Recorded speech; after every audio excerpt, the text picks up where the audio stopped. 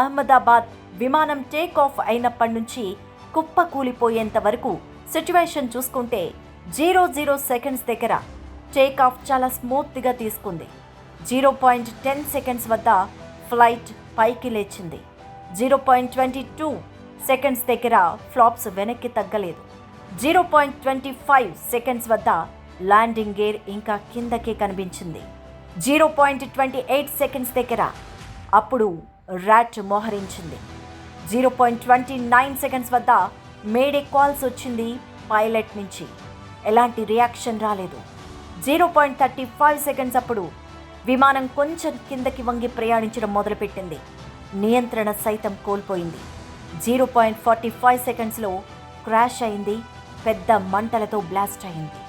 ఇందులో ఏదో మతలబు ఉందని చాలామందికి సందేహాలు రావడం ఆలస్యంగానే మొదలయ్యాయి. కోటిలో ఒక్క విమానం కూడా ఇలా బయలుదేరిన సెకండ్స్ వ్యవధిలో కుప్పకూలిపోవడం అనేది అసంభవం. ఏదో సాంకేతికంగా చేస్తే కానీ ఇలా జరగదంటున్నారు నిపుణులు. ఇందులో పక్షులు ఏవైనా ఢీకొట్టాయేమో అని అనుమానించారు. కానీ ఎక్కడ ఒక్క పక్షి కూడా కనిపించిన దాఖలాలు అయితే లేవు. అంటే పక్షి సిద్ధాంతం ఇక్కడ అమల్లో లేదు.